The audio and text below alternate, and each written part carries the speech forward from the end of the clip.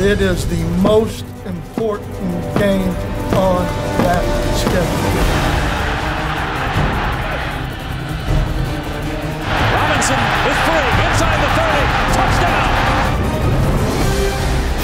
Robinson to the air. Finds an open man. It's Odom. Touchdown, Michigan! Michigan finally beats Ohio State. The Michigan senior class will leave Ann Arbor with a pretty nice parting gift in the form of a win over the Ohio State Buckeyes. And we're joined now by one of the members of that senior class, David Molk from Ann Arbor.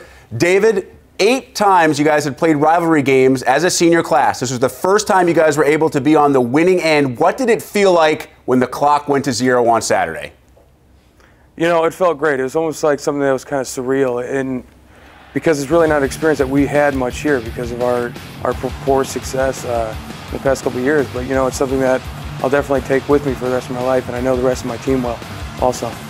David, you've got the unique situation in that you snap the football basically every time to one of the most dynamic football players in all of college football. Is it difficult for an offensive lineman to block for a guy that you never really know where he's going to end up? You know, it really is, especially even on the most simple things like a quarterback draw. You really don't know where he's going to go. And even a designed run play where you know where he's supposed to be, you know, he's never there. So it's really something where you really have to read linebackers and safeties and all the defensive players and really figure out where he is before they get there. So, you know, I guess it's an acquired talent. David, when did you know, or can you pinpoint the day that you thought this team could be special? You know, I really didn't know. I really didn't know what to expect when we were going into this season because, yet again, it was another coaching transition. We didn't really know how that was going to play out. But, you know, once this team really got started, and I think it kind of hit in the Purdue game and then into Nebraska, and I realized that this team can do some really good things, and I like what we've done.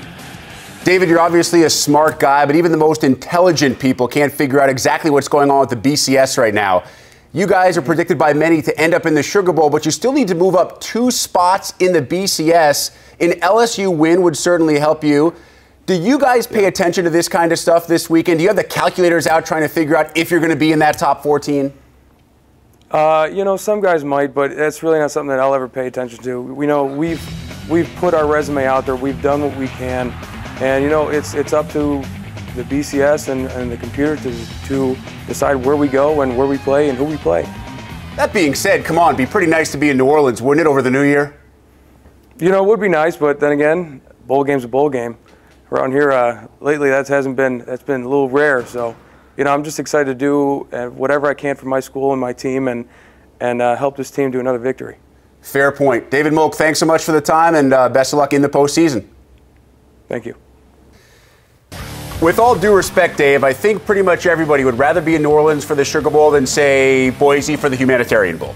This win, Michigan's first over its arch rival since '03, a somewhat fitting end to the regular season. The Maize and Blue went 8-0 at home, a mark unmatched in nearly a century, while notching 10 overall wins for the first time since 2006.